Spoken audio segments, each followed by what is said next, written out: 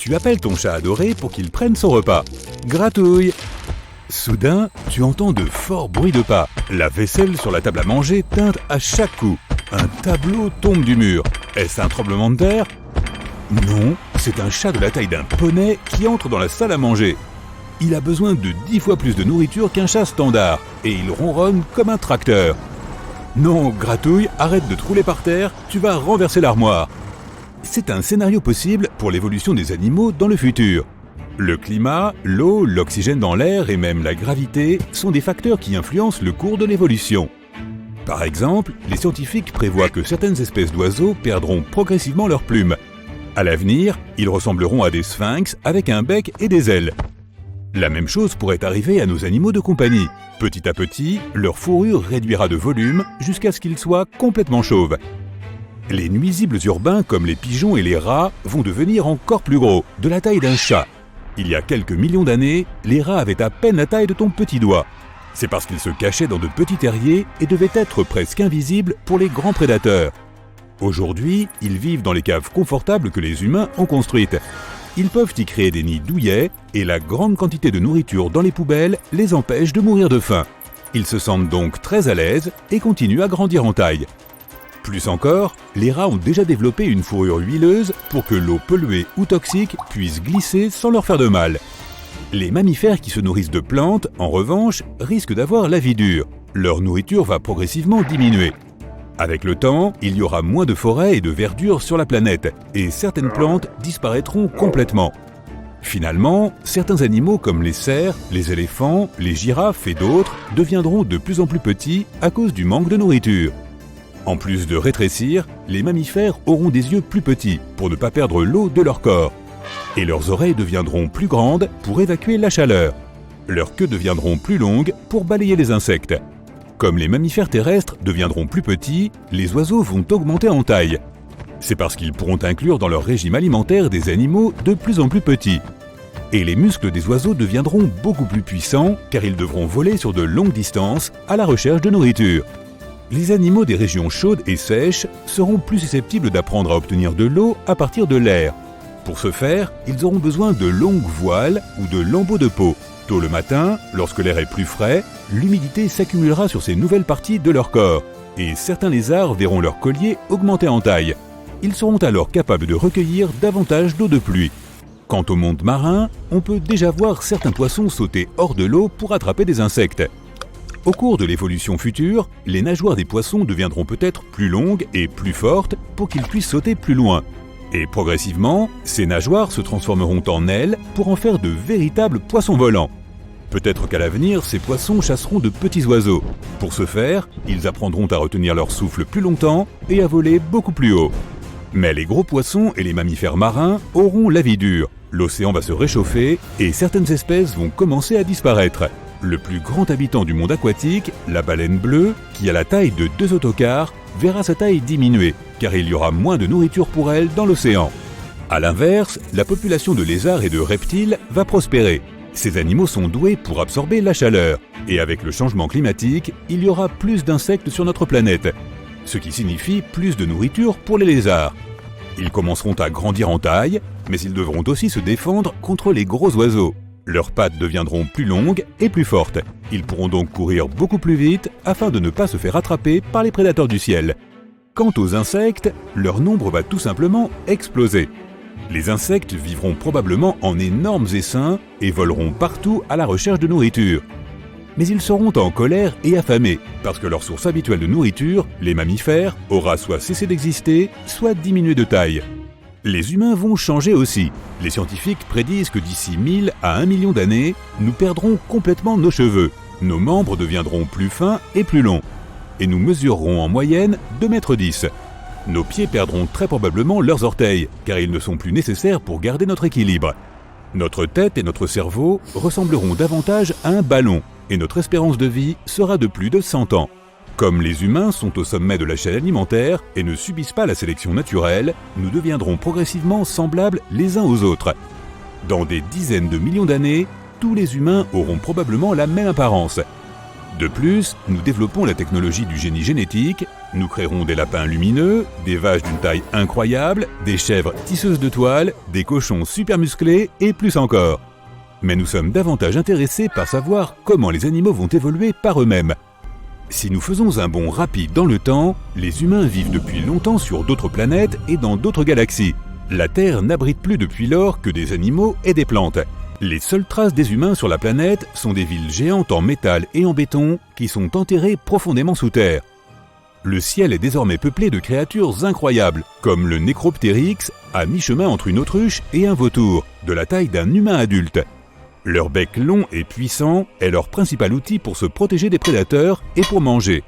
Leurs pattes fortes, dotées de longues griffes, en font d'excellents coureurs. Cette créature peut marcher des dizaines de kilomètres en une journée. Le Necropteryx a besoin d'une fourrure ou de plumes chaudes, car sans les humains et l'effet de serre, la température sur Terre a désormais baissé. Mais avec leur fourrure chaude, ils pourront survivre même à une nouvelle ère glaciaire. Et comme les autruches, ils se reproduiront en pondant des œufs.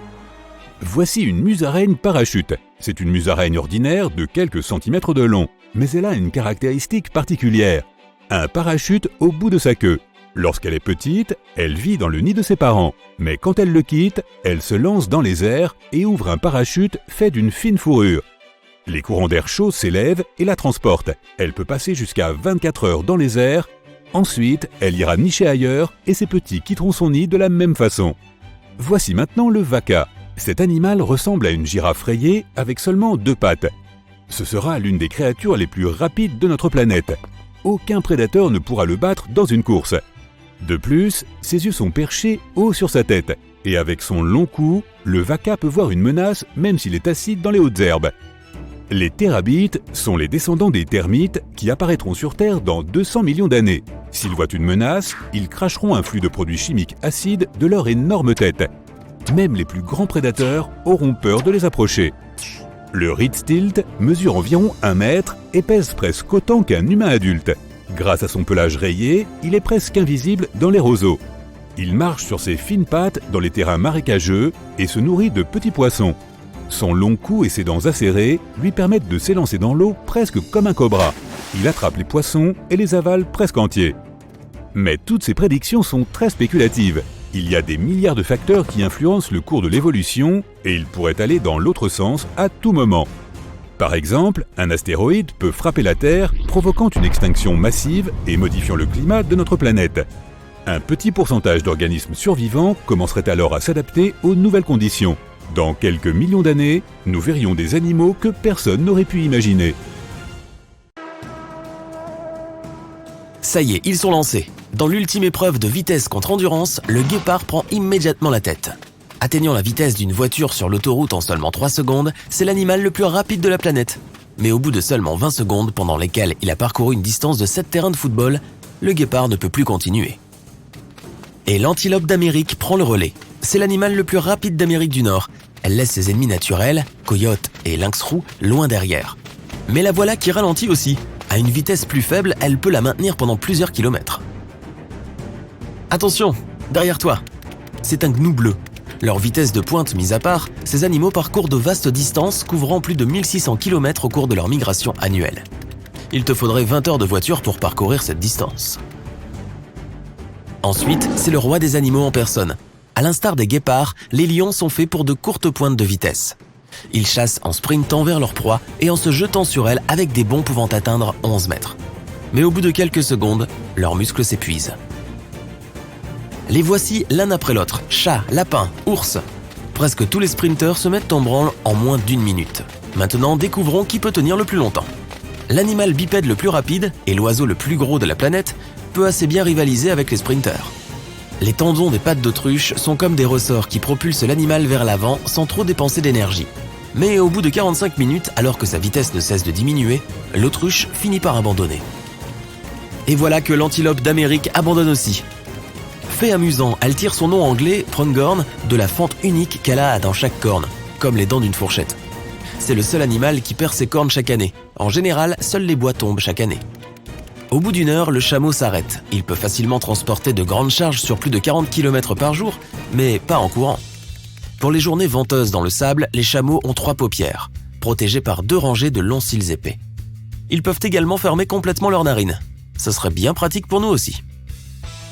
Les chiens de traîneau ne sont pas loin derrière. Ils possèdent beaucoup d'énergie pour maintenir leur endurance. Ils consomment 5 fois plus de calories que ton chien domestique et en absorbent jusqu'à 10 000 par jour. Mais au bout d'1 heure et 20 minutes, ils s'arrêtent. Les zèbres tiennent toujours le coup. Tant qu'ils parviennent à éviter le bond rapide d'un lion, ils peuvent facilement distancer leurs prédateurs grâce à leur endurance. En réalité, le lion échoue à attraper le zèbre environ 80% du temps. Leurs cousins, les chevaux, continuent de galoper à une vitesse constante de 15 km/h, même s'ils sont capables d'aller 5 fois plus vite. Un cheval de course est élevé pour l'endurance, car sa rate pompe davantage de globules rouges pour maintenir ses muscles oxygénés. Mais au bout de 2h30, le cheval est lui aussi hors course. Et maintenant, l'humain prend les devants. Soufflé dans la poussière au début de la course, la vitesse la plus rapide jamais atteinte par notre espèce est de 44,7 km/h. Et c'est le sprinter olympique Usain Bolt qui l'a atteinte pendant une fraction de seconde. La vitesse est plutôt réservée au règne animal. Les humains ont été conçus pour courir sur de longues distances, et en cela nous les surpassons tous. Le meilleur que nous ayons dans ce domaine est un homme nommé Dean Karnazes, qui a couru 563 km à travers la Californie du Nord sans s'arrêter pendant 80 heures et 44 minutes, soit plus de 3 jours de course non-stop.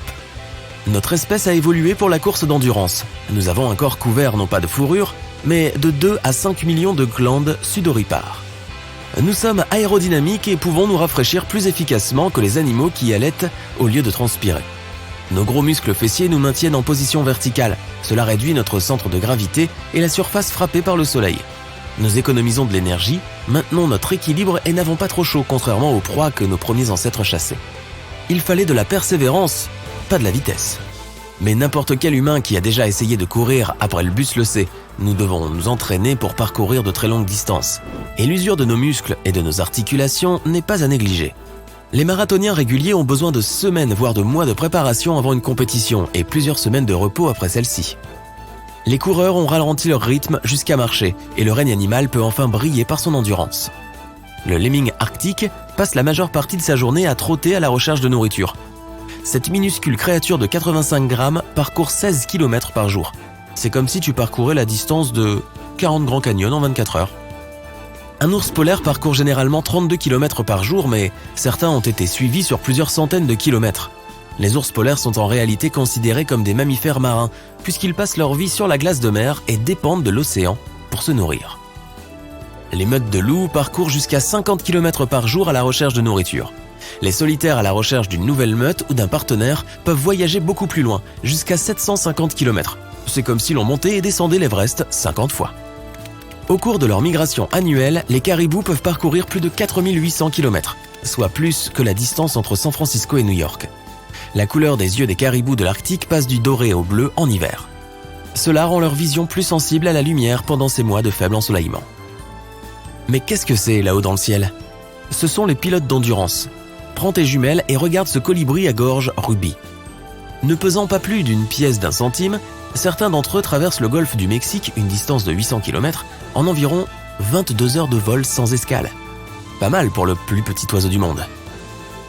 Attention petit, voici un faucon pèlerin qui vole à 200 km/h. Ces oiseaux peuvent parcourir jusqu'à 1200 km par jour et atteindre une vitesse de près de 305 km/h en plongée.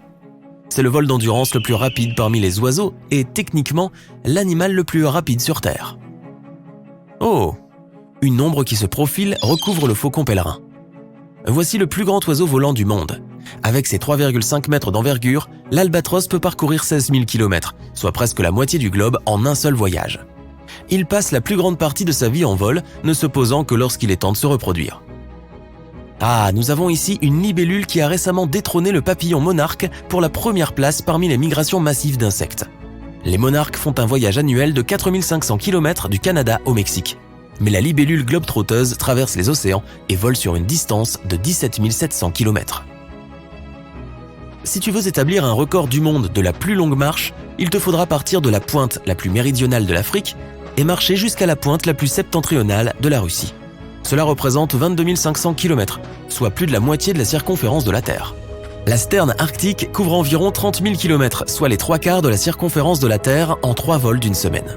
Si tu voulais le faire à pied, il te faudrait 4 ans pour effectuer un tel voyage. Mais ce n'est rien comparé à l'oiseau qui peut voler sans arrêt pendant 200 jours d'affilée. Certains martinets peuvent voler pendant 10 mois non-stop, ce qui signifie qu'ils parcourent la distance de la Terre à la Lune plusieurs fois dans leur vie. Comme beaucoup d'oiseaux migrateurs qui fuient l'hiver, ils mangent et dorment en volant. Passe en mode rayon X et tu verras ces oiseaux éteindre la moitié de leur cerveau pour se reposer, tandis que l'autre moitié continue le vol.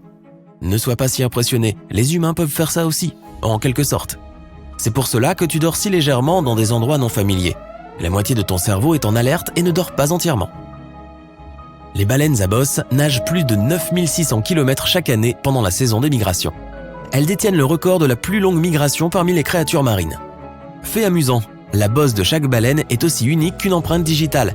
Il existe même un catalogue de photos de toutes les baleines connues. Pourtant, de nombreux requins pourraient se moquer de tous ces prétendants au titre, s'ils étaient capables de rire. Des espèces comme les grands requins blancs et les makos, parents contemporains du mégalodon, soit dit en passant, n'arrêtent pas de nager pendant toute leur vie. S'ils s'arrêtent, ils ne pourront plus respirer. Un mouvement continu permet à l'eau de circuler dans leurs branchies et c'est ainsi qu'ils obtiennent leur oxygène. Mais la plupart de leurs muscles n'ont pas besoin d'oxygène pour fonctionner. C'est leur tissu musculaire blanc qui leur sert à la natation d'endurance sur de longues distances. Le tissu musculaire rouge, qui a besoin de l'oxygène du sang, n'est utilisé que lors de courtes pointes de vitesse.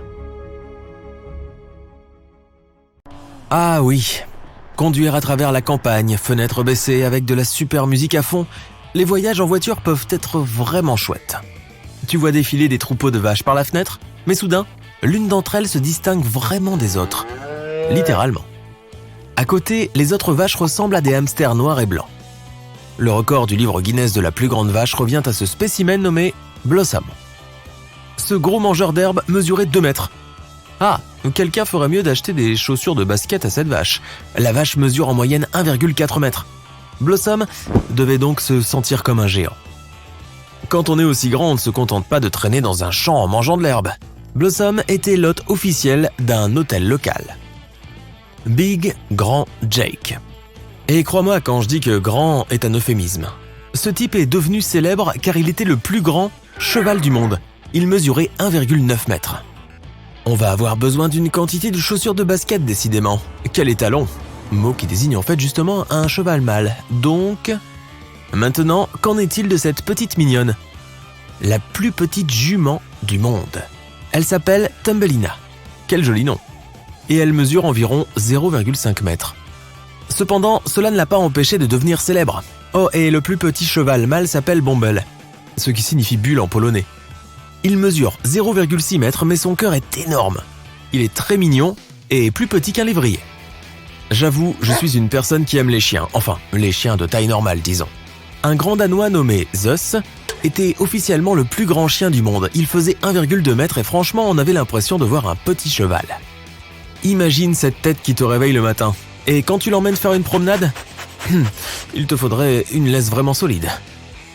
Selon ses propriétaires, c'était un gentil géant et normalement, il ne faisait pas de bêtises, heureusement. En plus, Zeus avait un travail vraiment important. C'était un chien de thérapie certifié. Il répandait donc son amour et sa joie à tous ceux qui étaient dans le besoin. Imagine un chien comme ça. Tu n'aurais pas besoin de lui sortir un bol d'eau tous les jours. Il pourrait juste boire directement au robinet. Les câlins seraient aussi une sacrée histoire. Et tu imagines ce que ce grand gars pouvait bien manger? Aurait-il même pu tenir sur ton lit? Tellement de questions. Et si tu es plutôt le genre de personne qui préfère les chats, eh bien tu ferais mieux de te préparer. Quoi qu'il en soit, ce chat a été nommé le plus long chat domestiqué du monde. Il s'appelle Baribel, ce qui signifie clown, et il vient d'une petite ville d'Italie. C'est aussi un gentil géant, ce qui est une bonne nouvelle, car il est plus long qu'une batte de baseball. Quand ils voient une photo, les gens pensent généralement que ce chat a été photoshopé. Il aime se prélasser au soleil près de la fenêtre pour regarder le jardin. Quand il chasse des souris, il doit avoir l'impression de poursuivre des fourmis. Les anciens détenteurs de ce titre s'appelaient Ludo et Stewie, la même race que Baribel. Ça fait tout de même beaucoup de poils de chat sur le nouveau canapé de ma mère. Ouais. Le lapin suivant s'appelle Darius.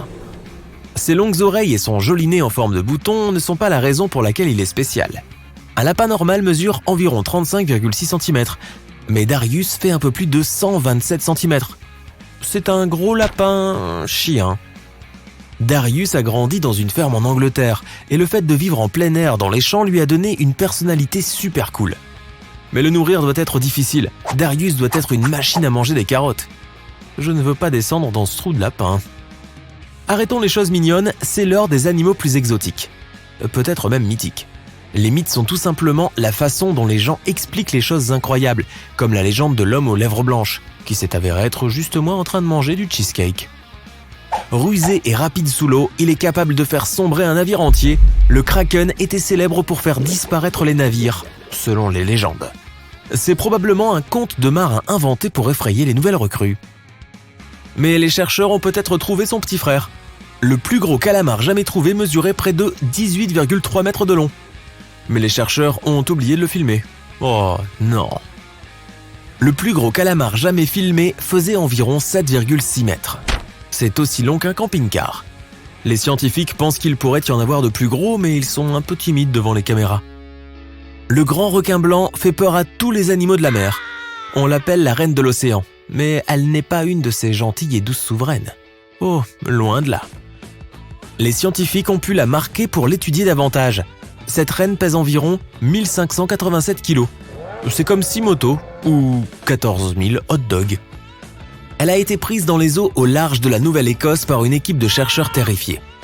Heureusement que les requins ne se baladent que dans l'océan, à moins que ce soit un épisode de Ninja Warriors avec des requins. Ça c'était le plus gros, maintenant le plus long. Bonne supposition mais non, ce n'est pas du tout un serpent. Mais il est aussi long qu'un demi-terrain de football. Cet animal a été découvert dans les eaux profondes, au large de l'Australie. Ils l'ont trouvé là, tout brillant. Et écoute ça, les scientifiques disent que ce n'est même pas une seule créature, elle ressemble juste à une seule bête, mais en fait, il s'agit d'une colonie entière, qui se clone et se multiplie jusqu'à devenir encore plus grande. C'est un nom technique et... l'animal suivant peut se déplacer sur terre et sur l'eau. Ne te laisse pas tromper par ses pattes courtes et maigres. Un crocodile peut courir aussi vite qu'un homme sur terre. Donc si tu fais une course contre ces sprinteurs, essaie de grimper le plus haut possible dans un arbre. Les crocos ne peuvent pas grimper aux arbres. Mais tu peux être sûr qu'ils t'attendront quand tu descendras. Ce sont aussi les reptiles les plus lourds du monde. Un adulte peut peser à peu près autant que 2 petites voitures. Le plus grand en captivité était un crocodile marin aux Philippines. Il s'appelait le long et mesurait 6,1 mètres de long. C'est comme 2 tables de ping-pong bout à bout, avec tout un tas dedans. Ensuite arrive encore un autre reptile, un gigantesque serpent de Malaisie. Voici l'histoire. Des ouvriers d'un chantier étaient en pause et il faisait très chaud. Ils ont remarqué quelque chose. Était-ce un gros tuyau ? Eh bien cette fois, c'était un serpent. Ils ont sorti le plus long python jamais capturé. Il a fallu plus de 5 hommes pour le sortir du chantier sans le blesser, ni se faire blesser. La bête mesurait 7,9 mètres de long et pesait environ 249 kilos. C'est seulement un peu plus court qu'un grand lampadaire. Le record précédent du plus long serpent en captivité était le célèbre Méduse. C'était aussi un python. Ce genre de serpent peut manger tout son poids pour son déjeuner. C'est comme si je mangeais 280 hamburgers. Je ne veux absolument pas de frites avec ça. Retour à l'eau, le plus gros poisson-chat bleu jamais capturé. Les Anderson l'ont attrapé en Virginie en 2011 et ils s'en vantent depuis. Avec un poids surprenant de 65 kg, c'est comme si on pêchait une machine à laver dans un lac, sur un petit bateau. C'est pourquoi il a fallu le père et le fils pour le sortir sur le pont. La mention honorifique est décernée au plus vieux chat du monde. Non, ce n'est ni un lion ni un tigre, mais un mélange des deux. C'est un ligre. Le ligre n'existe pas dans la nature puisque les lions et les tigres vivent dans des régions totalement différentes du monde. Mais cela est arrivé dans un parc animalier. Hercule détient ce record particulier. Avec plus de 408 kg, il est le plus grand mammifère carnivore du monde. Il tient sa longueur de sa mère, un tigre, et son poids de son père, un lion appelé Arthur. Tu veux savoir comment ça s'appelle quand la mère est un lion et le père un tigre ? Un tigron. Ils sont beaucoup moins communs que les ligres, mais ils sont tout aussi bizarres. Cela ressemble à la créature mythique de la Grèce antique, la chimère. Elle était à la fois lion, chèvre et serpent, et certaines histoires disent qu'elle avait même des ailes de chauve-souris. Oh, et elle crachait du feu aussi. Il faudrait faire venir tout un tas de pompiers spartiates pour s'occuper de cette chose. Mais on pourrait probablement faire une chouette fête avec un barbecue. Et nous, les humains ?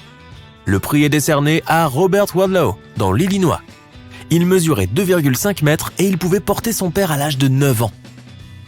Réfléchissons-y un instant. Il mangeait plus de 8000 calories par jour et sa pointure était 71. La simple vue de son aileron nous arrête presque le cœur. C'est la raison pour laquelle tu te sens aussi nerveux d'aller te baigner. Ce chasseur géant aux dents en forme de couteau est bien connu. C'est le grand requin blanc.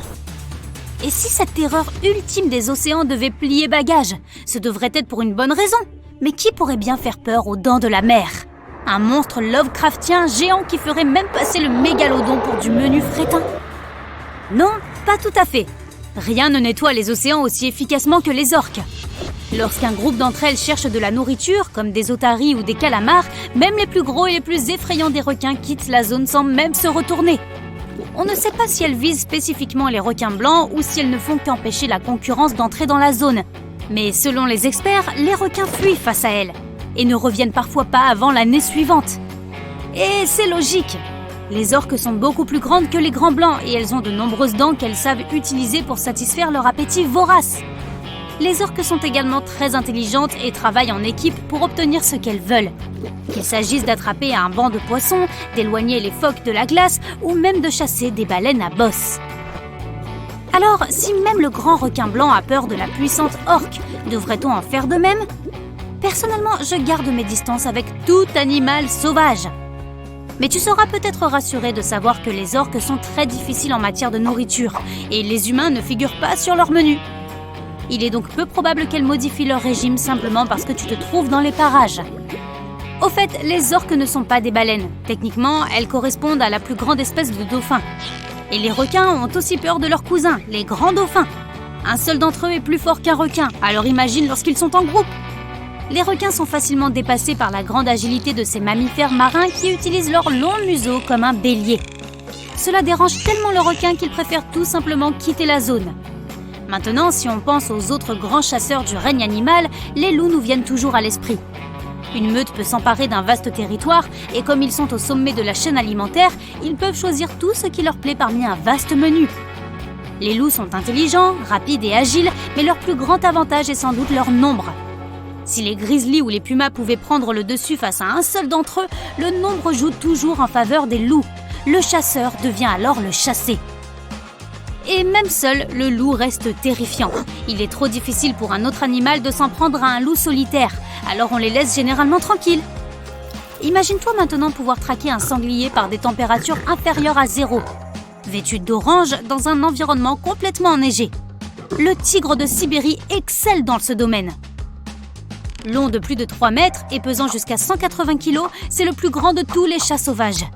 Ce félin pourrait facilement sauter par-dessus toi, tout en portant 2 fois son propre poids. Le seul animal qui peut vraiment le défier serait un ours brun assez grand, et ce serait un réel défi. Pas étonnant que le tigre de Sibérie soit au sommet de la chaîne alimentaire, là où il vit. Quant au grand patron en Amérique du Sud, ce serait l'anaconda vert. Même les jaguars et les caïmans ne sont pas tranquilles face au plus grand serpent du monde. Les eaux troubles des rivières et leurs berges dissimulent parfaitement ce serpent géant qui passe totalement inaperçu.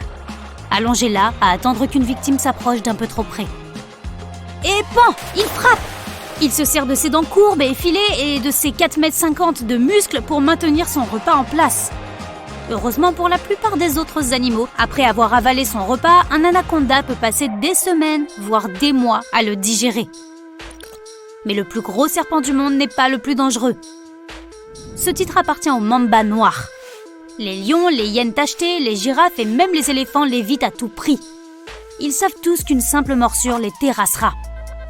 Pouvant atteindre 4 mètres de long, c'est le 2e serpent venimeux le plus long du monde après le cobra royal. Le mamba noir d'Afrique est le serpent le plus rapide du monde. Il peut filer jusqu'à 19 km/h. C'est à peu près la vitesse maximale de la plupart des tapis roulants. Cette voisine de l'anaconda vert a beau ne pas être la bosse, elle mérite quand même d'être mentionnée, l'anguille électrique. Très peu d'animaux sont prêts à affronter une créature aussi chargée qu'elle. Elle possède environ 6000 cellules spéciales qui peuvent produire jusqu'à 800 volts d'électricité. C'est 3 à 6 fois plus fort qu'une prise murale. C'est suffisant pour assommer un cheval ou pour éclairer un sapin de Noël. En 2019, un aquarium américain a accroché des guirlandes électriques à son bassin à anguilles. Chaque fois que l'anguille lançait une décharge, les ampoules s'illuminaient. Il paraît que l'anguille électrique peut donner une double décharge grâce à un pouvoir dit révoltant.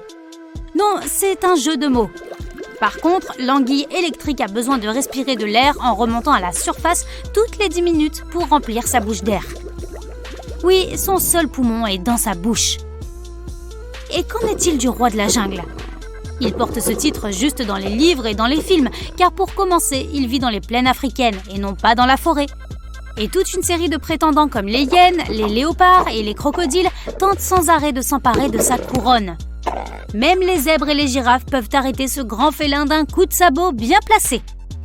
Si l'on s'en tient à la seule force de morsure, le crocodile du Nil a la plus grande jamais mesurée. Ses mâchoires sont 5 fois plus puissantes que celles d'un lion. Étant donné qu'il vit dans l'eau, il suffirait d'éviter de se baigner. Mais bonne chance pour éviter un lion. Ils peuvent courir à 80 km/h, sauter la longueur d'un bus et même grimper aux arbres. Mais le principal concurrent du lion au titre du roi est le lycaon. Ces deux espèces s'affrontent souvent car elles chassent la même nourriture dans la même zone. Face à un groupe de lionnes, les lycaons n'ont pas d'autre choix que de fuir. Mais ils ont un avantage sur les félins, leur endurance.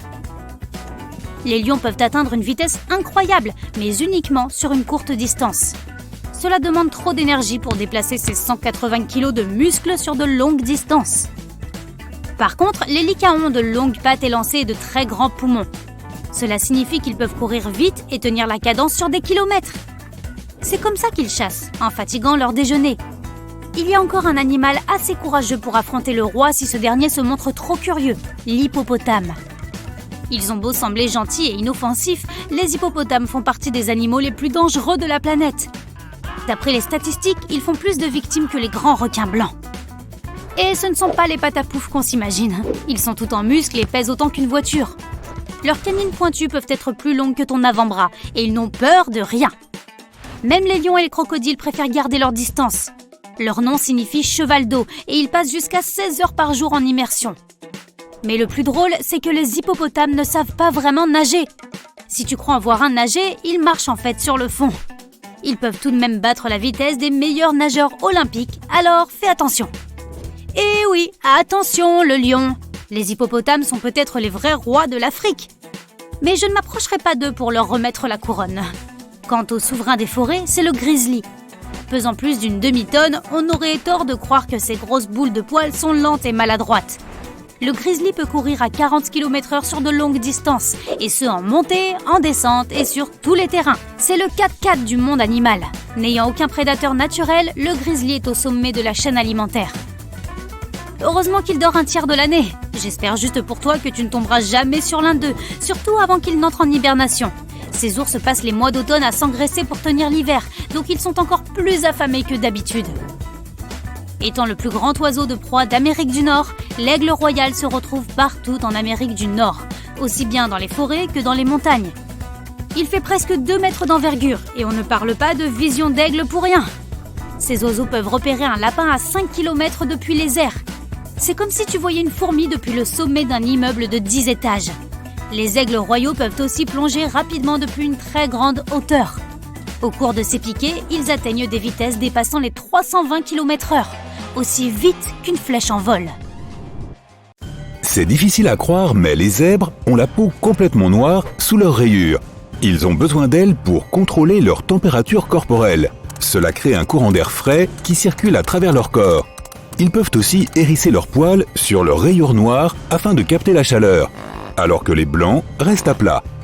Donc si les zèbres étaient complètement noirs ou blancs, il leur faudrait une autre méthode pour maintenir leur température. Ils auraient besoin d'une nouvelle technique pour éviter les prédateurs aussi. Les décorations noires créent aussi un effet éblouissant, ce qui veut dire que lorsqu'un zèbre court, on ne sait pas vraiment dans quelle direction il va quand on se concentre dessus. Les pandas n'utilisent pas leur manteau pour contrôler leur température corporelle. Les poils noirs autour des yeux sont vitaux pour survivre dans la forêt. Cela leur permet de se reconnaître et de communiquer entre eux. Ils sont chassés par les léopards, donc leur fourrure noire les rend moins visibles. Ils peuvent se fondre dans leur environnement quand il fait froid. Et ces grosses zones blanches les aident à se camoufler durant l'hiver. Les guépards ont plus de 2000 pois noirs sur leur corps. Chacun d'entre eux a une forme unique. Ils ont besoin de ces pois pour rester camouflés quand ils chassent. Ils naissent avec, donc même petits, ils restent cachés et protégés. Sans eux, ils auraient bien plus de mal à chasser et à se cacher. Dessous, la peau est d'une seule couleur et n'a pas du tout de taches. Contrairement aux guépards, les tigres ont leurs fameuses rayures sur leurs poils et sur leur peau. Ils utilisent les rayures pour se cacher de leur proie en se camouflant dans les hautes herbes. La couleur du tigre n'a rien à voir avec celle de l'herbe, mais beaucoup d'animaux de la faune sauvage ne peuvent pas distinguer les couleurs et ne peuvent distinguer que le noir, le blanc et des teintes de gris. De nombreuses créatures ont des rayures, mais les bourdons font partie des plus petits. Leurs rayures jaunes et noires les protègent des prédateurs. C'est comme s'ils étaient avertis que manger la bestiole pouvait avoir de fâcheuses conséquences. Les abeilles peuvent aussi être toutes noires ou complètement blanches, mais elles ne sont pas albinos. Elles peuvent aussi avoir des rayures rouges, oranges et jaunes, ou même bleues, vertes et violettes. Essaie de trouver un mammifère aussi coloré que le mandrill. Tu vas perdre ce pari à coup sûr. Ils ont des motifs rouges, roses, bleus et violets sur leur visage et sur le dos. Leur couleur détermine généralement leur statut social. Plus elles sont claires, plus ils sont importants. Le mâle dominant a toujours des couleurs très claires. Ces animaux peuvent vivre en groupe de plus de 200 individus. Les hormones leur font perdre leur poil au niveau des parties génitales, ce qui expose encore plus leur couleur. Elles deviennent encore plus éclatantes quand ils sont excités. Donc oui, c'est un peu comme si leur joue rougissait. Mais cela ne vaut que pour les mâles. Les femelles sont de couleur marron et n'ont pas de motif coloré. Les babouins adultes ressemblent assez aux mandrills, mais leur couleur fonctionne différemment. Encore tout petits, ils sont complètement roses, mais leur peau devient de plus en plus sombre en vieillissant. Une chose étrange se produit avec leurs poils. Les nouveau-nés ont de la fourrure noire, mais elle s'éclaircit de plus en plus en grandissant. Un jour, ils finissent par devenir gris. Il est difficile de dire pourquoi cela se passe ainsi, mais la couleur grise les aide probablement à se camoufler. Les araignées sauteuses mâles sont presque aussi colorées que les mandrills. Elles peuvent avoir du rouge, du bleu et du jaune sur leur corps. Mais les femelles ne sont pas attirées par ces couleurs. Au lieu de cela, elles s'en servent de signal pour indiquer qu'elles sont venimeuses. Elles ont peut-être l'air méchantes, mais ce type d'araignée est en fait plutôt sympathique. Les jaguars ont d'incroyables motifs et uniques qui plus est. Chacun d'eux ressemble à une rose, que l'on appelle d'ailleurs rosette en anglais. Même si les jaguars ressemblent beaucoup aux léopards, il est assez simple de repérer la différence. Les jaguars sont plus gros que les léopards, et c'est pareil pour leurs motifs. Il peut arriver qu'une mutation ait lieu, et alors, ils peuvent tous deux devenir complètement noirs. Ces derniers sont appelés panthères noires. En effet, ce n'est pas exactement une espèce distincte. Les pans sont très colorés, mais en réalité, leurs plumes sont marrons. Les plumes de ces oiseaux très funky ont un drôle de motif qui reflète la lumière. Cela donne une impression de bleu, émeraude et turquoise. Parfois, leur couleur change en fonction de l'angle de vue. Pour les pans, il est très important de montrer le motif qui ressemble à un œil sur leur queue pour impressionner les autres pans. Environ 200 grosses plumes constituent leur queue et 170 d'entre elles ont des yeux. Sous leur épaisse fourrure blanche, les ours polaires ont la peau complètement noire. En fait, leur fourrure n'est pas exactement blanche. Leurs poils sont creux et presque transparents, ce qui les rend quasiment invisibles dans la neige. Mais leur peau noire absorbe la chaleur du soleil. Le truc, c'est qu'ils doivent garder leur fourrure propre tout le temps, sinon elle ne leur tient pas chaud. Les girafes ont besoin de leurs motifs sur leur pelage pour se camoufler. Deux girafes n'auront jamais les mêmes motifs. Ils sont uniques comme nos empreintes digitales. Mais les motifs sont en fait plus compliqués qu'il n'y paraît. Il existe un système complexe de vaisseaux sanguins sous ces patchs. Ils permettent à la chaleur de circuler, car c'est là que le sang est tout proche de la surface. Leur peau elle-même n'a pas de motif, cependant. Les tortues ont toutes différents motifs elles aussi. Ils sont faits de carrés appelés scutelles. Parfois, elles peuvent être très colorées pour attirer d'autres tortues. Leurs modèles de carapace sont en fait affectés par la température qu'ils faisaient avant leur naissance. Si la température était plutôt basse, les tortues ont une carapace plus épaisse et plus large. Si la température était assez chaude, alors elles ont de plus petits carrés. Les ailes très colorées des papillons leur sont très utiles. Ils s'en servent pour avertir les autres, mais aussi de camouflage, et enfin pour attirer d'autres papillons. Les motifs diffèrent beaucoup à la surface et à l'arrière de l'aile. 1 ou 2 jours avant que la larve ne devienne un papillon adulte, elle commence à développer ses couleurs. Ce sont les écailles sur les ailes du papillon qui déterminent exactement la couleur qu'elle aura. La couleur des écailles provient généralement de pigments chimiques, mais parfois, les couleurs sont une simple réflexion de la lumière. Voici un autre animal super coloré, la rainette aux yeux rouges. Alors qu'elle n'est encore qu'un bébé, son corps a une couleur marron. Mais en grandissant, son corps devient vert et elle développe des rayures jaunes et bleues sur les côtés. Les pieds peuvent être orange ou même rouges, tout comme les yeux, et il y a des notes de bleu sur les pattes. Ces créatures ressemblent à des sortes de petits arcs-en-ciel, très utiles pour se camoufler. De plus, quand une grenouille s'enfuit, son prédateur peut être perdu à cause de toutes ces couleurs. Le poisson-ballon griffonné est un véritable génie quand il s'agit de se cacher. Il n'a pas d'écailles, mais sa peau ressemble à du corail, ce qui l'aide à se protéger des prédateurs. Sa peau est blanche, mais elle est recouverte de lignes noires, marron et vertes. Mais au cas où un prédateur voudrait en faire son repas, elles sont très toxiques. Le boa constricteur a de très jolis motifs, composés d'écailles de différentes couleurs. Elles sont sensibles à la chaleur, tout comme les lèvres du serpent. Tu n'as qu'à en embrasser un et tu verras. Cela l'aide à repérer ses proies. La couleur est très importante pour le camouflage, bien que l'on trouve parfois des boas albinos. La race de vache laitière que l'on voit très souvent dans les publicités notamment est la vache Holstein. On ne sait pas vraiment pourquoi elle a ce pelage-là. Certaines d'entre elles ne sont pas noires et blanches d'ailleurs, elles peuvent aussi être rousses et blanches à cause d'un gène récessif. Mais tu ne verras jamais deux vaches avec une même robe, elles sont exclusives.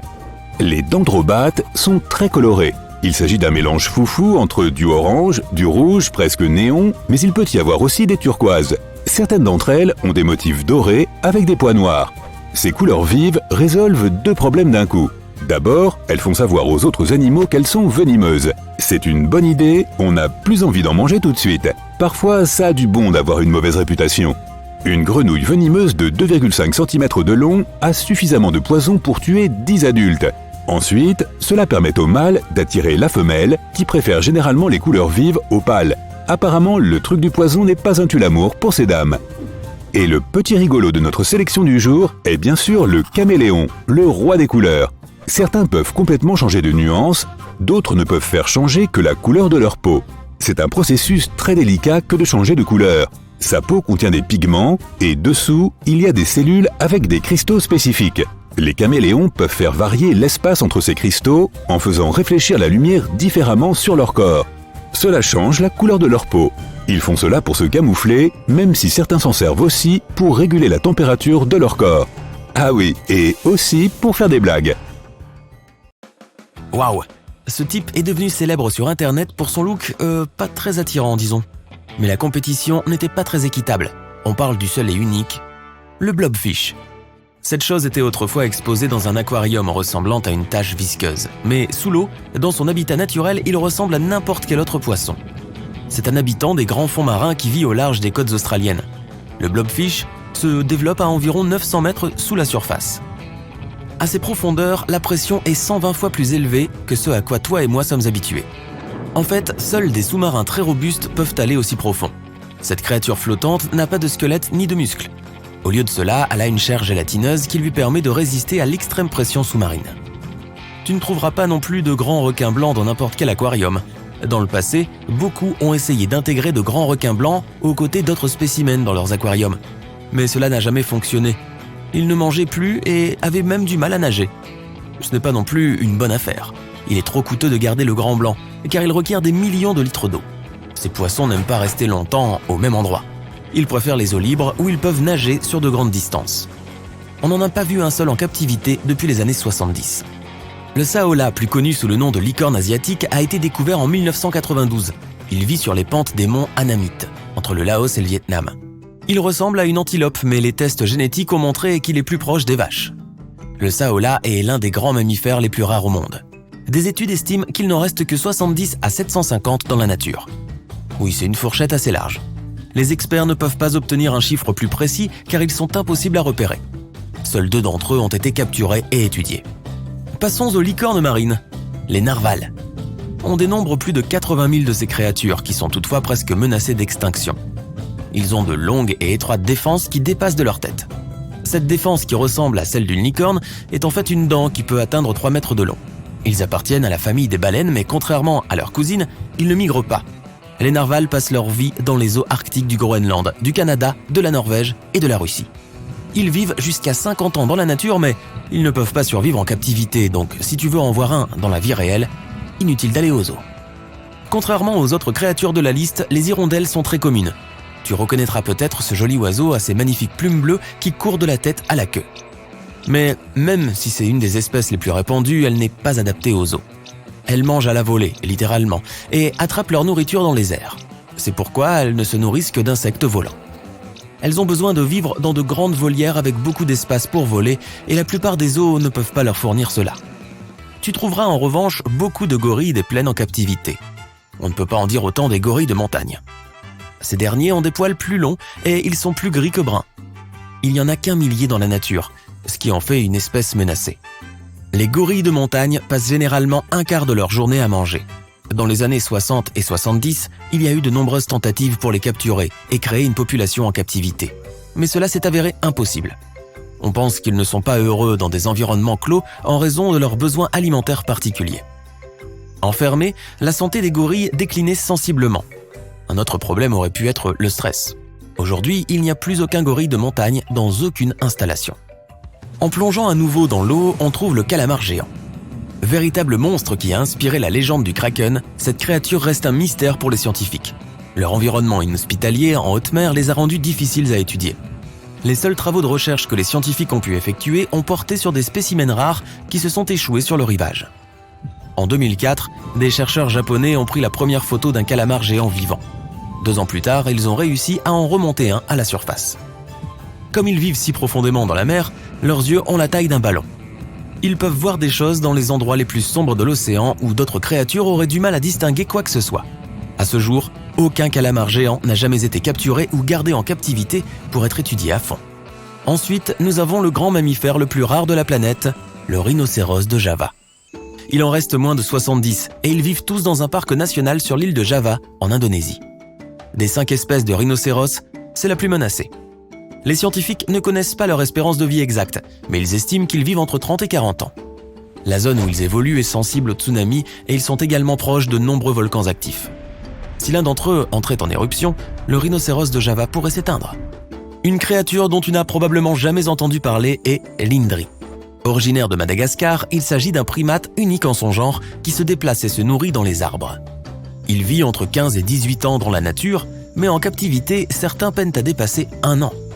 Probablement parce qu'ils ne gèrent pas très bien le stress et les perturbations. Les experts pensent que leur régime alimentaire est si spécifique qu'il ne peut pas être reproduit en captivité. Ils ont également remarqué que les animaux ne se reproduisent pas lorsqu'ils sont retirés de la nature. Le tatou tronqué n'a pas d'ailes et ne fait pas de magie. Mais c'est quand même un adorable petit animal avec une coquille rosée qui fait office de radiateur vivant. C'est le plus petit de tous les tatous. Et il passe toute sa vie à utiliser ses griffes avant encombrantes pour s'enfuir dans la terre, la plupart du temps, la nuit. Il est difficile à repérer et encore moins à attraper. C'est pourquoi les scientifiques n'ont pas pu beaucoup étudier ce type de tatou, et on ne le trouve qu'au centre de l'Argentine. Même si les insectes rares sont très populaires dans les zoos, tu ne verras jamais le charançon girafe. Pourquoi ce nom ? Parce que cet insecte a un cou extraordinairement long qui l'aide à construire son nid. Pas besoin d'échelle. Il passe la plus grande partie de sa vie à se nourrir des feuilles d'une seule espèce d'arbre, le mélastome. Attention, il existe un autre insecte appelé le charançon girafe en Nouvelle-Zélande, mais c'est une espèce complètement différente. Tout droit venu du plus profond de la Terre, voici la limace de mer des Mariannes. Elle évolue à 8000 mètres de profondeur, soit presque autant que l'altitude des avions, mais dans la direction opposée bien sûr. La pression à de telles profondeurs est si forte qu'on a l'impression qu'un éléphant se tient sur ton orteil. C'est pourquoi elle ne pourrait tout simplement pas se rendre dans les eaux moins profondes d'un aquarium. La pieuvre Dumbo est une autre amoureuse des profondeurs. Elle vit à 4000 mètres sous la surface. À ces profondeurs, elle se sent rarement menacée. Cette mignonne petite créature n'a donc pas de réservoir d'encre comme les autres pieuvres, qui utilisent cette protection pour échapper à leurs ennemis. Elle appartient à la famille des pieuvres parapluies. On peut voir que ses tentacules sont reliés par une toile de peau, ce qui lui donne un aspect de parapluie lorsqu'elle nage, d'où son nom. Peu de gens ont vu une pieuvre Dumbo, mais ce n'est pas une espèce menacée. Personne ne peut aller aussi loin pour l'embêter. Enfin, sache que l'un des facteurs les plus critiques pour décider si un animal peut survivre dans un aquarium est sa taille. En ce qui concerne les baleines bleues, à moins qu'un aquarium n'ait la taille de l'océan, c'est donc impossible. Et un animal de cette taille a besoin de tonnes de nourriture. Aucun aquarium ne pourrait jamais se le permettre. C'est une espèce en voie de disparition. Il en reste moins de 25 000 dans le monde. Ces mammifères marins migrent sur des milliers de kilomètres. Pour couvrir de telles distances, une baleine bleue peut tout simplement dormir pendant qu'elle nage. Mais elle n'est jamais totalement assoupie. Elle fait une légère sieste pendant qu'elle se déplace dans l'eau. Pratique. Tu te réveilles avec la tête lourde. 1. Où est ton lit confortable ? Et 2. Pourquoi tu dormais par terre sur un sol humide et sale au milieu de nulle part ? Attends, c'est quoi tous ces trucs autour de toi ? Tu es dans la jungle ? Il y a un gros sac à dos à proximité avec des produits de première nécessité comme de l'eau, des biscuits, des bonbons et une veste. Tout cela est à toi, c'est sûr, mais quand même, qu'est-ce qui se passe? Comment diable es-tu arrivé ici? Attends, une veste? Il fait incroyablement chaud. Tu n'auras certainement pas besoin de ça. Sérieusement, c'est quoi cet endroit? Des plantes avec des feuilles géantes, des gros arbres de la forêt tropicale? Ça ressemble un peu à Jurassic. Tu sursautes de peur, tu regardes autour de toi et tu cours sous une de ces grandes plantes. D'accord, ce n'est pas un bon choix et certainement pas le meilleur moment pour se rappeler que tu es nul pour jouer à cache-cache. Il y a un énorme animal bizarre qui sort des buissons et te regarde. Un dinosaure. Tu cries, tu frissonnes, tu te couvres les yeux. Ce n'est pas exactement comme ça que tu t'attendais à passer ta matinée. Attends un peu, les dinosaures n'aboient pas. Tu ouvres les yeux, cette chose t'a certainement attaqué, mais maintenant elle saute partout, remue sa longue queue, aboie et tire la langue. Et il a l'air si familier. C'est un chien? Tu cries presque de soulagement. Ce truc est bizarre. Un chien... Osaure. Qu'est-ce que ça pourrait être d'autre? Grand, gris et poilu, mais incroyablement similaire à un T-Rex. Ses pattes avant sont en fait de petits bras courts et son long museau avec des dents pointues te tourne autour. Alors que le chianosaure te couvre de bave de dinosaure, une autre chose poilue sort des buissons. Blanc et poilu, avec des pattes avant courtes, une longue queue gris foncé et des oreilles ridiculement grandes. C'est un lapinosaure. Les deux animaux commencent à se poursuivre et à faire des cabrioles. C'est pour de vrai? Le chianosaure s'ennuie et vient vers toi en courant. Il commence à se frotter la tête sur ton bras. Tu le caresses tout en te demandant ce que tu vas faire ensuite. Que se passe-t-il si cette chose s'ennuie ou a faim? Je vais l'appeler Max. Tu prends un bâton aussi loin que possible. Au moins, c'est fini. Le chianosaure est parti et les questions commencent à envahir ton cerveau. Que fait cette chose dans la jungle? Quoi d'autre vit ici? Est-ce qu'ils vont tous être aussi gentils? Ou pas? Il ne te faut pas longtemps pour le savoir. Un son épouvantable envahit tes oreilles. Tu te tournes lentement cette fois-ci. Encore une surprise. À quelques mètres de là, une autre énorme bête te regarde. Ses yeux sont la partie la plus effrayante, grands ouverts et dirigés directement sur toi. Tu retiens ta respiration, tout pourrait se finir en un instant. Mais au bout d'un moment, tu pousses un soupir de soulagement. Ce n'est qu'un zèbre. Eh bien, zébrosaure. Bizarre, des rayures noires et blanches sur un corps musclé et... Waouh, sa tête est super longue. Sa queue a l'air de dire qu'il est sérieux et son dos est couvert de plaques osseuses. Le zébrosaure fait un pas en avant. Les zèbres, ils ne mangent que de l'herbe et des trucs comme ça, non? J'espère que ce truc aussi. Voyons voir. 3 options. Courir, s'allonger ou caresser le zébrosaure géant. Vlan, une bête bien plus poilue saute des buissons et la course est lancée. C'était un gloussement? Un rire? Un rire? C'était une hyène? Une hyénosaure? Les hyènes ont l'une des mâchoires et l'un des coups les plus forts du monde. Ça plus le dinosaure... une combinaison assez sérieuse. Première option, courir. Ce zèbre semble savoir ce qui se passe. Tu commences à courir en te battant contre d'énormes plantes touffues et à trébucher sur les racines de grands arbres de la jungle. Tu sautes, tu plonges, tu esquives et tu sors enfin de la jungle, une plage. Parfait. Maintenant, tu as le temps de réfléchir à ce que tu viens de voir. Quel est le plan maintenant? L'océan, les palmiers, le soleil et enfin un peu d'air frais de la mer. Tu prends une grande respiration et tu fermes les yeux. Silencieux comme une plume, des pattes géantes qui écrasent doucement l'herbe, le bruit d'une queue élégante, énorme, grisâtre et forte, avec des griffes incroyablement longues cachées dans ses grandes pattes douces. Et la tête, horrible. Tu regardes une deuxième fois, toujours aussi répugnant. On dirait un crâne nu avec des dents pointues et des yeux jaunes et chauds. Cet animal ne s'intéresse pas du tout à toi. Il s'accroupit, il a l'air prêt à bondir. Puis le chatosaure ronronne paresseusement et commence à lécher sa fourrure. Au moins, il ne pensait pas que tu ressemblais à une souris, un bâton, une balle, une boîte en carton. Les chats aiment les choses les plus bizarres. Pas le moment, non. La plage est subitement remplie de gigantesques crabes rouges. Il y en a des centaines, couchés, au repos, avec leurs longues pinces acérées. Depuis quand les crabes ont-ils 10 yeux et 4 énormes pinces? Tu te couvres la bouche, mais le cri sort quand même. Tu cours dans la jungle et non, ce n'est pas la meilleure idée. Cette fois, tu cours et tu ne te retournes pas. Ton seul but est de ne plus entendre les cliquetis perçants des pinces du Crabociraptor. Mais quelque chose a changé. La jungle a changé. La jungle a l'air de se transformer. Il n'y a plus de racines, d'énormes feuilles bizarres, l'air est plus frais, les chemins sont un peu plus larges. Apparemment, tu es dans une forêt maintenant. Tu tombes sur un grand champ ouvert avec un grand lac de rêve au milieu. Un endroit parfait pour un selfie. Bon, à part tous ces dinosaures et les arbres qui peuvent apparemment changer de forme. Un cri perçant traverse le lac. Il est assez facile de reconnaître cette élégante bête, même si sa couleur est un peu bizarre. C'est un simiodactyle gris avec un cou en forme de S et tout le reste. Mais ce cygne a subi quelques améliorations. Un bec aiguisé comme un rasoir, de grosses griffes puissantes et des yeux qui semblent pouvoir repérer un bon repas à des kilomètres de distance. Tu n'es pas un poisson, donc tu devrais t'en sortir. À part cela, le lac est magnifique. Il y a des nénuphars partout, de la taille d'une table. Des nénuphars, des énormes fleurs de lys, des énormes... Quoi, super, un crapaudiosaure, c'est incroyable ce truc. Un énorme individu saute hors de l'eau et atterrit comme un ninja sur un nénuphar. Il ressemble à un gigantesque rocher couvert d'une peau rugueuse gris foncé. Il n'y a pas de prince charmant qui se cache dans cette chose? Oh certes non. Ouf, tu te caches derrière un buisson géant. Cette grenouille a une langue gigantesque et désagréable.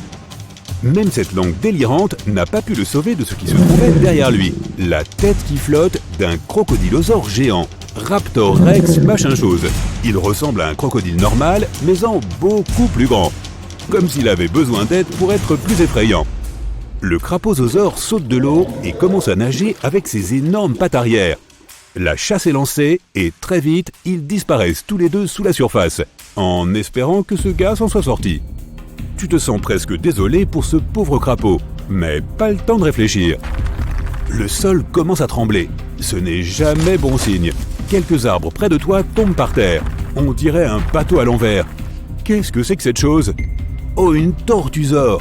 Ce gars doit arrêter le café et les protéines. C'est quoi ce bourdonnement? Il devient de plus en plus fort. Deux choses. 1, ça ressemble à une abeille. 2, s'il te plaît, que ce soit juste d'une taille normale. Mais au lieu d'un minuscule insecte volant, une abeille rex de la taille d'un humain se pose sur la carapace de la tortue géante. Elle a des pattes comme un haltérophile et ses antennes ont l'air très pointues. S'il n'y en a qu'une, c'est bien, avec un peu de chance. De nulle part, on entend un cri horrible. Oh, faites que ça s'arrête pour de bon. Une ombre gigantesque recouvre le sol et tu lèves les yeux. C'est une sorte de dinosaure qui ressemble à un oiseau. Ces choses ont en fait un nom officiel, mais tu n'as aucune idée de ce que c'est. Tu ne vois que ses plumes bleu-mauve, un bec pointu plein de dents acérées et... Qu'est-ce que c'est que ces choses qui sortent de ses ailes? L'oiseau voit l'abeille Rex et descend en piqué pour saisir son goûter. Mais l'abeille Rex se cache sous la carapace de la tortue. Bien vu! Quelque chose me dit que je ne serais pas aussi rapide ou intelligent si cela m'arrivait. J'aurais probablement juste... Et boum, cela arrive! Ses yeux sombres et effrayants te remarquent de loin. Tu fais un petit pas en arrière. Jusqu'à présent, aucun des animaux ne t'a remarqué. Crac! Une brindille craque sous ta chaussure et soudain, des dizaines d'yeux se posent sur toi. Des yeux curieux, en colère, affamés. Retour à l'option 1, courir! Tu vas aussi vite que tu peux, mais tout semble inutile. Tu arrives à une énorme falaise avec une rivière au fond. Tu fermes les yeux et tu sautes. Boum! Tout ton corps tremble. Tu ouvres les yeux, tu es réveillé. C'était juste un cauchemar, n'est-ce pas? N'est-ce pas? Et nous sommes prêts pour le départ. Le crocodile du Nil part bien plus vite que l'hippopotame. Il peut remonter le fleuve à contre-courant et son corps est conçu pour nager dans les rapides. Il pèse aussi lourd que 2 réfrigérateurs et est considéré comme le reptile le plus lourd de la planète. Il peut nager jusqu'à 35 km/h. L'hippopotame, lui, ne sait pas vraiment nager. Il se contente de marcher sur le fond et de se pousser sur les gros rochers qu'il trouve. Il peut fermer ses narines afin de glisser un peu sous l'eau. Mais il se laisse distancer par le crocodile. Le crocodile atteint la rive et commence à courir à travers le champ. Mais attention, l'hippopotame le rattrape à toute vitesse. Même s'il est énorme, l'hippopotame peut sprinter plus vite qu'un humain. Malgré l'avance qu'avait pris le croco, l'hippopotame est bien plus rapide que lui sur le sol. Et il traverse la ligne d'arrivée. Il a gagné. Bip bip. Eh, voici un grand géocoucou. Mais que fuis-tu comme ça? Ah oui, c'est ce coyote. Mais attention, il te rattrape.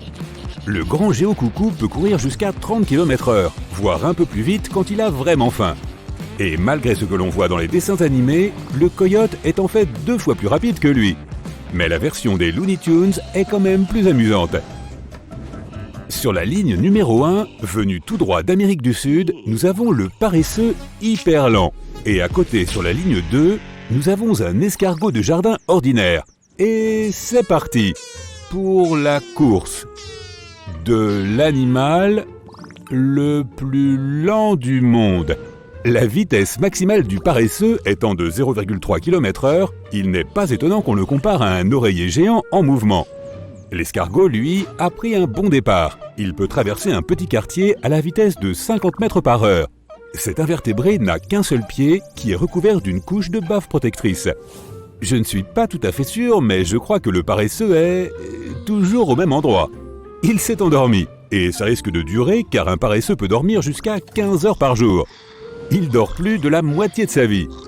Oh, l'escargot est sorti de sa zone ensoleillée pour se rendre à l'ombre. Il est encore trop tôt pour savoir qui gagnera cette course effrénée. Un grizzly peut facilement distancer un humain. Si tu prépares quelque chose d'un peu trop délicieux pour un pique-nique, attends-toi à abandonner ton repas. La vitesse la plus rapide à laquelle un humain peut sprinter est de 45 km/h. Record établi bien sûr par Usain Bolt. Il serait donc probablement capable de s'enfuir à temps. Mais si tu es plus lent que lui, alors tu risques d'avoir des problèmes. Dans un sprint face à un grizzly, il te battra donc forcément. Mais de tous les ours, lequel est le plus rapide? L'ours blanc, le grizzly, l'ours brun, l'ours des cocotiers ou le mignon petit panda? À vos marques, prêts, partez! La tension est palpable. Le grizzly et l'ours brun sont au coude à coude. Un ours brun peut facilement courir aussi vite qu'un grizzly. L'ours des cocotiers est le plus petit ours de la course. Il mesure environ 2 mètres de haut, ou de long. Bref, il n'arrive pas à suivre. L'ours polaire a pris un bon départ, mais il n'a pas l'endurance du grizzly ou de l'ours brun. Le grizzly prend la tête. Non, c'est l'ours brun, le grizzly. Mais attends, où est le panda? Qu'est-ce qu'il fait? Je ne crois pas qu'il soit intéressé par la course, mais il est trop mignon. Il vient de finir sa 3e tige de bambou. Un panda peut manger jusqu'à 13 kg de bambou par jour. Ça fait beaucoup. Mais ça y est, il a trouvé un raccourci et dévale la colline. Il passe en trombe devant le grizzly et l'ours brun. C'est fini, le panda a gagné. Désolé les ours. On sait tous que le panda n'est pas vraiment rapide. C'est même l'un des ours les plus lents. Néanmoins, si tu vois un panda dévaler une colline dans ta direction, cours! Un Boeing 747 peut atteindre la vitesse maximale d'environ 1000 km/h. L'oiseau le plus rapide est l'albatros à tête grise. Il peut voler jusqu'à 130 km/h et rester dans les airs pendant environ 10 heures sans atterrir. Le faucon pèlerin est plus rapide, mais seulement en piqué pour attraper une proie.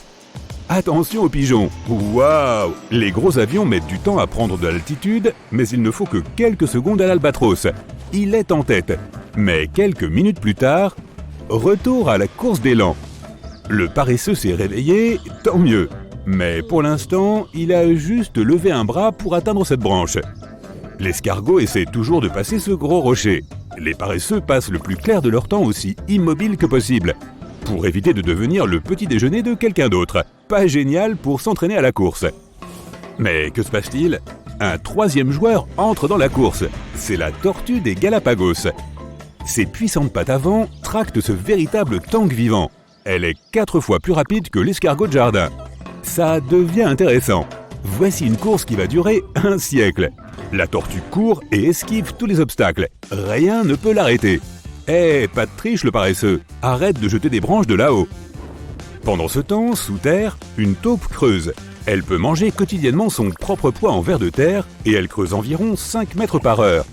Le blaireau d'Amérique est l'animal qui creuse le plus vite au monde et il est aussi très rapide sur terre. Il peut presque égaler la vitesse d'un humain dans un bon jour. Le blaireau gagne donc cette course de tunnel assez facilement. Dommage que la taupe ne puisse pas voir où elle va. Les taupes ne sont pas vraiment aveugles, elles ont juste une très mauvaise vue et elles sont daltoniennes. Et comme elles ne peuvent pas porter de lunettes... Ah, le fameux guépard! Il traverse la savane à toute allure. Je suis le mammifère terrestre le plus rapide depuis des millions d'années. C'est moi le boss. Le guépard le plus rapide enregistré était une sprinteuse nommée Sarah. À 11 ans, elle a couru le 100 mètres en moins de 6 secondes. Un guépard peut atteindre 130 km/h s'il voit quelque chose de savoureux. Sarah a grandi dans un zoo américain et elle a été l'un des premiers guépards à avoir un chiot en tant qu'ami. Alex et Sarah, amis pour la vie. Mais juste au-dessus de Sarah passe une toute petite chauve-souris et elle met Sarah à l'amende. La molosse du Brésil peut atteindre 160 km/h. C'est le mammifère le plus rapide de la planète. Maintenant, activons notre zoom. Notre premier concurrent est la cicindelle d'Australie. Elle fonce à la vitesse de 10 km/h. Cela peut paraître peu, mais ramenée à sa taille, elle va à la vitesse de l'éclair. C'est comme si un humain courait aussi vite qu'un train à grande vitesse.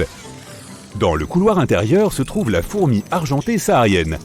Les fourmis ont l'esprit d'équipe et sont plus fortes quand elles travaillent ensemble. Mais même seules, elles peuvent battre des records.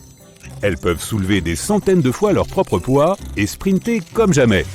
Si Usain Bolt peut faire 4 foulées par seconde, la fourmi argentée en fait 50. Les scientifiques ont même découvert qu'elles galopent littéralement lorsqu'elles atteignent leur vitesse de pointe. Et voici notre dernier concurrent, l'animal le plus rapide sur Terre. C'est un minuscule acarien qui n'est pas plus gros qu'une graine de sésame. Et il court presque 2 fois plus vite que la cicindelle. Si on le ramenait à notre taille, cet animal microscopique battrait tout ce qui existe sur la planète.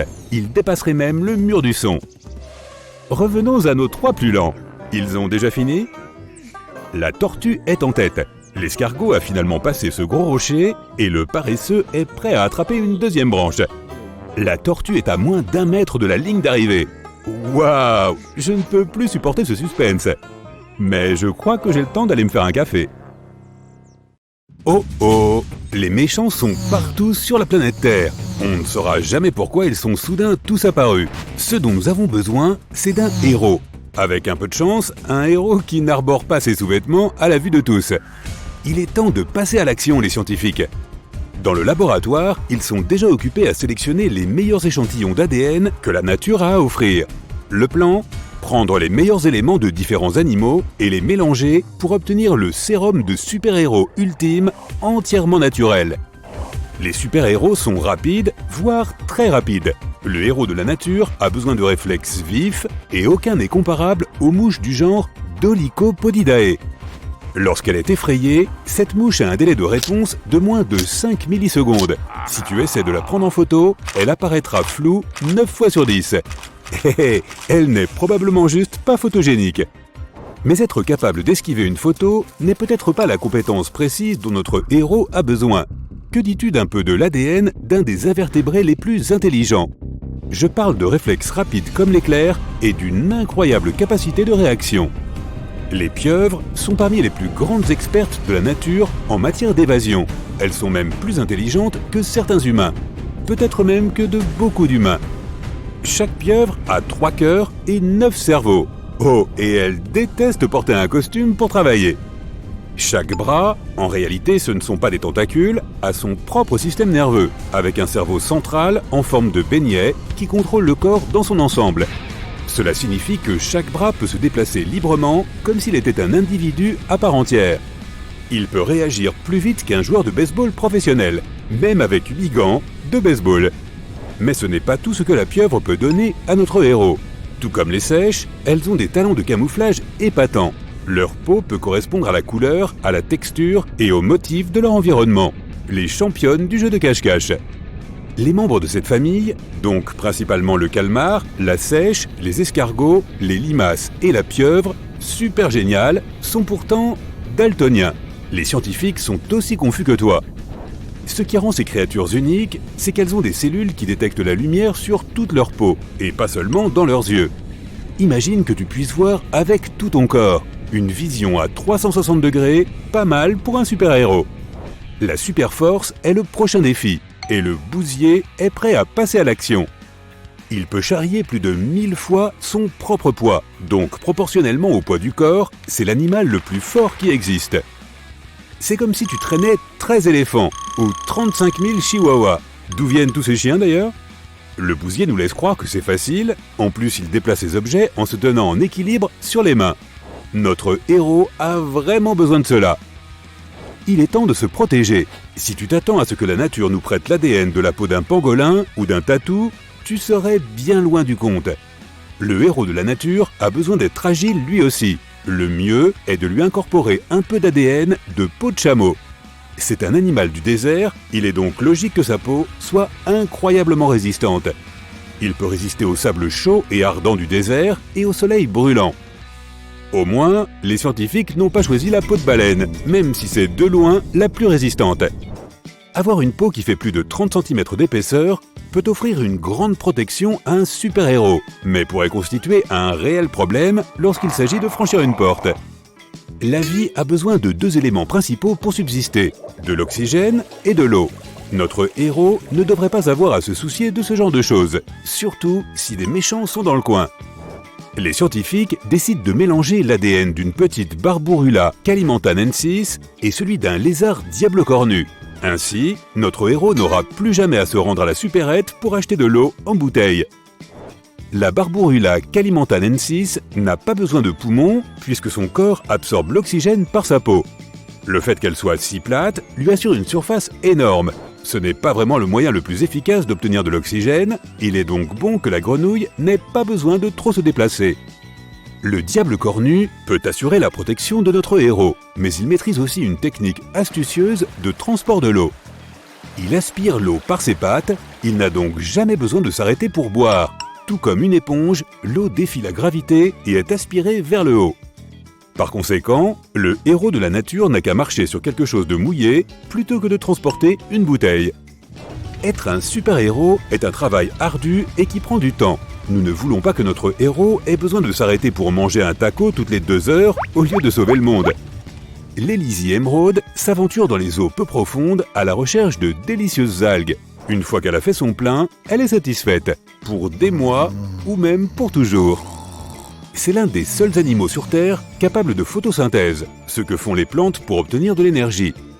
Il est en fait sa propre batterie solaire. Il n'a pas besoin de s'arrêter et de manger tout le temps comme nous, ce qui permet aussi de gagner du temps quant au passage aux toilettes. Fini les pauses toilettes pour la nouvelle race de héros de la nature. On prend un peu de cet ADN dans le mélange, ça c'est sûr. Tous les super-héros ont une forme de super-vitesse. Le héros de la nature a précisément besoin de cela. Il est temps de parler de vitesse de vol. Le faucon pèlerin peut facilement atteindre une vitesse de 90 km/h en battant des ailes. Ce n'est pas exactement la vélocité de l'éclair, mais sa véritable vitesse est celle de son plongeon. Le faucon repère sa cible à distance, fait quelques calculs rapides et plonge à plus de 320 km/h avec une précision extrême. Le corps de cet oiseau a évolué pour être totalement aérodynamique. En plongeant, il reste capable de respirer par le nez et de voir leur dîner. Ils ont une tige et une sorte de déflecteur dans chaque narine pour ralentir le flux d'air. Leurs yeux ont des boucliers spéciaux qui bloquent la poussière. Et bam, le dîner est servi. Une plongée aussi rapide est formidable, mais le héros de la nature doit aussi pouvoir voler droit. Nous allons donc lui apporter une grande maniabilité. Cela demande un pilote très spécial, mais ce ne sera pas un oiseau. Le molosse du Brésil ne pèse pas grand-chose, mais cela ne l'empêche pas d'être la plus agile des créatures volantes. Pouvant atteindre une vitesse de 160 km/h en vol horizontal, ce petit mammifère est l'acrobate de la nature dans le ciel. On aura certainement besoin d'un peu de ça. Légèreté et agilité, une combinaison parfaite pour le héros de la nature. De plus, la vision biosonare d'une chauve-souris peut s'avérer utile pour résoudre des crimes nocturnes. Nous avons la rapidité et la force, voilà une bonne combinaison. Mais ce dont un vrai héros a besoin, c'est un peu de puissance explosive. Le héros de la nature va avoir besoin de la puissance de la crevette menthe. Elle a une force de frappe de 155 kg. C'est comme si un panda te tombait dessus. Sa vitesse de frappe est de 80 km/h sous l'eau, ce qui est si rapide qu'elle crée une onde de choc. Si le premier coup ne t'atteint pas, l'onde de choc le fera. Son swing est si puissant et si rapide qu'elle peut même faire bouillir l'eau. Le héros de la nature va aussi avoir besoin d'une bonne dose de la mâchoire la plus rapide du monde. L'Odontomachus peut refermer ses mâchoires à une vitesse incroyable de 230 km/h, soit 2000 fois plus vite que la vitesse à laquelle on cligne des yeux. Et plus vite que je ne peux lire ceci. Cette morsure n'est pas seulement une protection, elle l'utilise aussi pour disposer d'un gadget élégant, leur propre siège éjectable.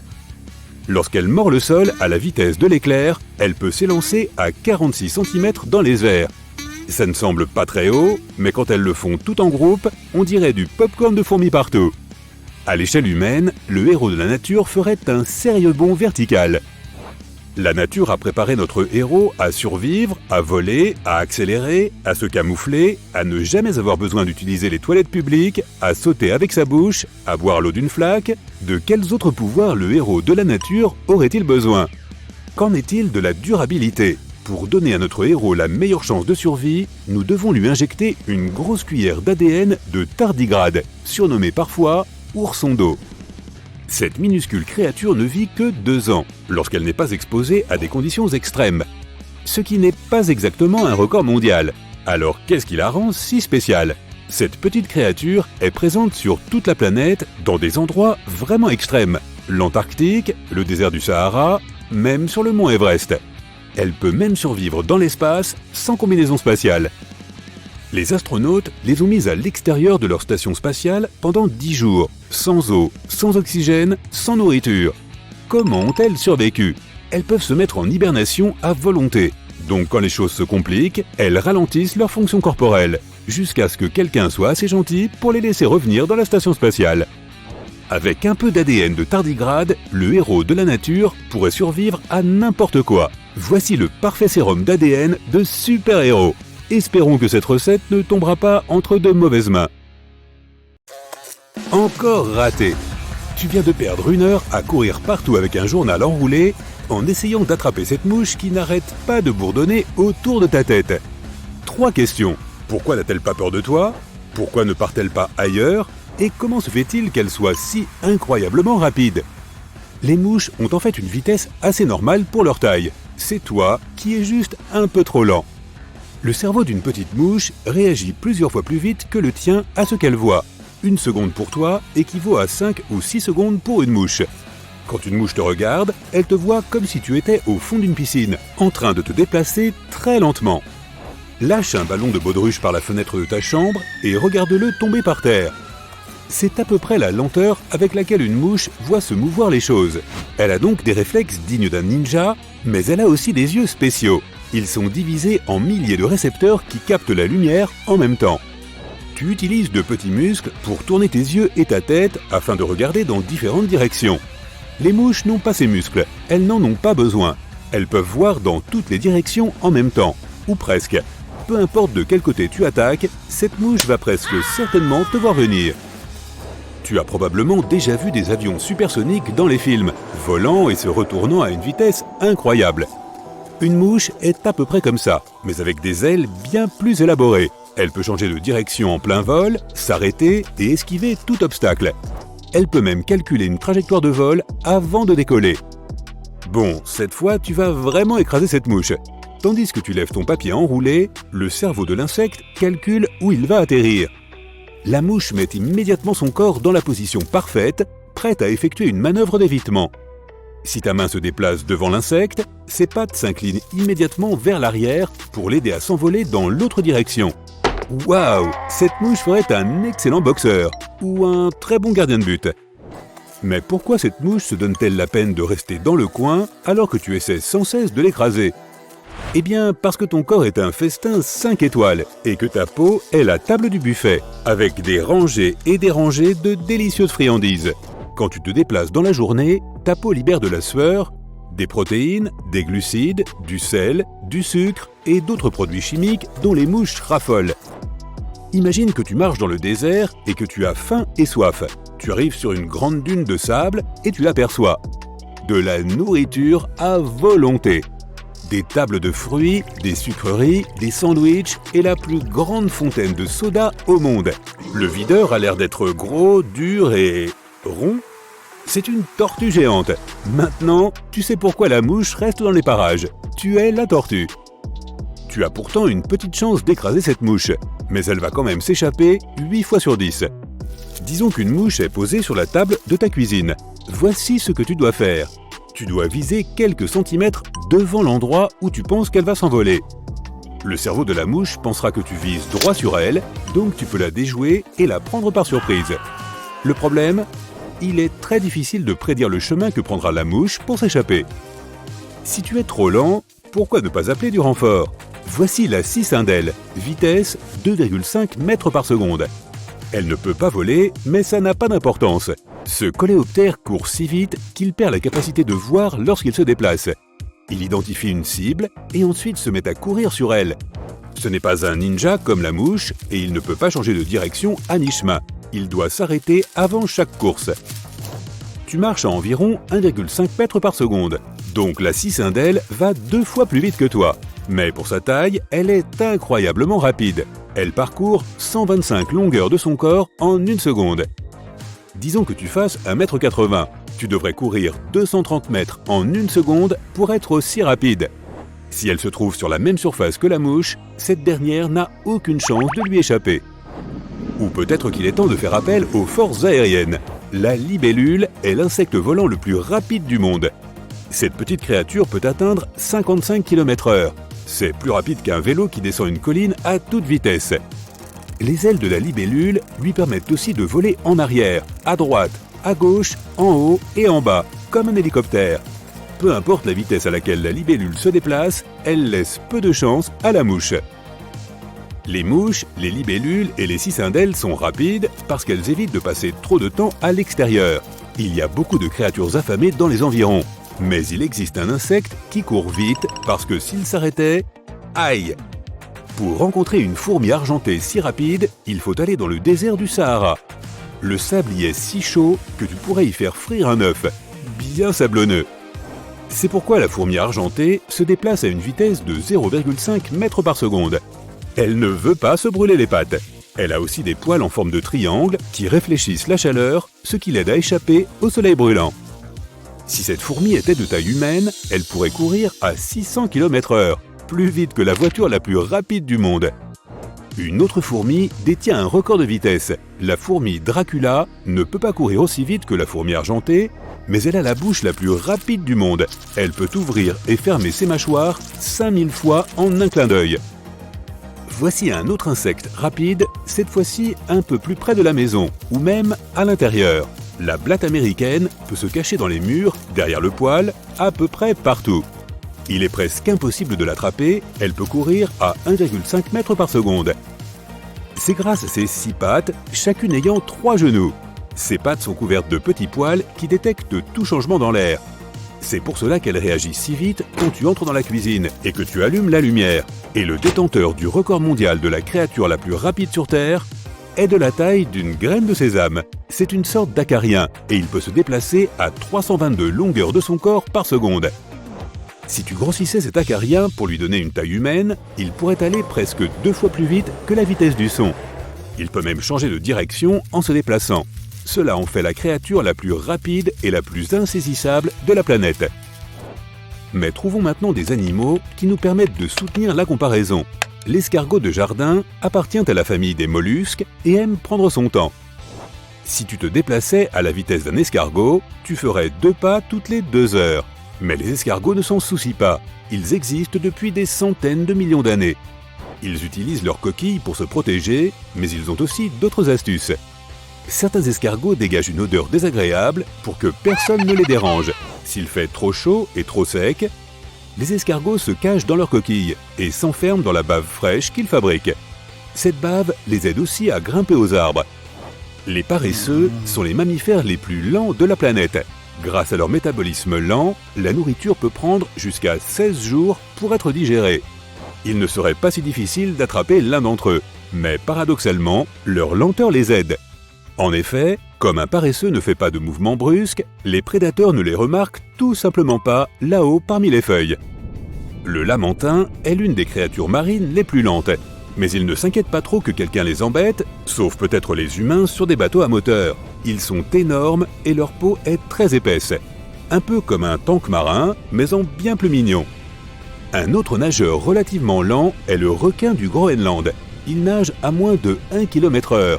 Comme le lamantin, il est suffisamment grand, si bien que personne n'est susceptible de le défier en face à face. Mais cela conduit à la technique de grignotage la plus hilarante qui soit. Le requin du Groenland est en fait plus lent que tous les poissons présents dans l'eau. La seule chance qu'il ait est d'attendre que certains de ces poissons s'endorment, puis c'est l'heure du dîner pour lui. Mais ce qui est intéressant, c'est que leur mode de vie paisible prolonge en fait leur espérance de vie. La durée de vie moyenne d'un requin du Groenland est de 300 à 500 ans. Ils vivent dans les océans Atlantique Nord et Arctique. Imagine, tu es en croisière et tu vois un de ces géants au ralenti. Il pourrait avoir 400 ans de plus que toi. C'est une chaude journée d'été, tu es dehors, tu profites du beau temps. Tu veux t'allonger sur l'herbe fraîche quelque part à l'ombre, juste pour te détendre. Mais... Berk! On dirait que quelqu'un a craché là. Mais c'est en fait la maison d'un Cercopoidea. Ces petits gars sirotent beaucoup de sève aqueuse des plantes et quand ils la traitent, elles forment de nombreuses bulles, pas moins de 150 fois leur masse corporelle par jour. Toutes ces bulles forment un cocon où les jeunes insectes peuvent se développer en toute sécurité. Aucun oiseau ou animal ne veut manger ce cocon car il a un goût amer. Un peu comme si tu léchais une cartouche Nintendo. Pas si vite, monsieur Guépard. Apparemment, la fourmi Dracula est l'animal le plus rapide du monde et le vampire du monde des fourmis. Elle gagnerait sans doute aussi n'importe quel concours du plus gros mangeur de hamburgers puisqu'elle est capable de claquer ses mâchoires 5000 fois plus vite que ton œil ne peut cligner. Pour comprendre la vitesse de la fourmi Dracula, il faut regarder une vidéo de ses mâchoires qui s'entrechoquent à 480 000 coups par seconde. À cette vitesse, tu verras la fourmi bouger lentement ses mandibules. Elle ne court pas, mais sa bouche est rapide et elle bouge ses mâchoires si vite qu'elle se courbe en s'entrechoquant. Bon, les humains aussi peuvent le faire, claquer des doigts de sorte qu'ils se courbent. L'animal le plus sombre qui existe est la poule Ayam Semani. Non seulement elle a des plumes, des yeux et des griffes noires, mais elle a aussi des os noirs. La couleur est en fait noir bleuâtre et elle est très profonde. Si tu goûtes les ailes de cette poule, tu auras l'impression que quelqu'un les a laissées mariner dans du jus de mûre ou de l'encre de sèche.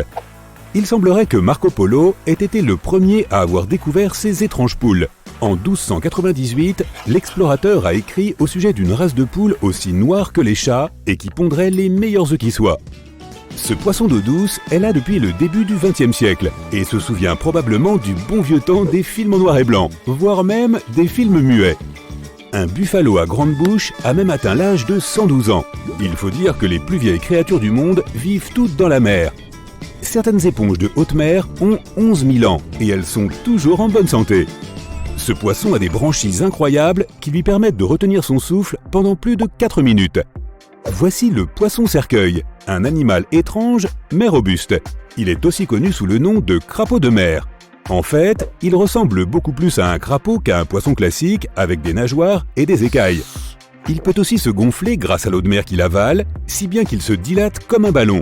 Ce super pouvoir permet au poisson de retenir sa respiration pendant quelques minutes, puisqu'il reçoit en fait son oxygène de l'eau qu'il garde à l'intérieur.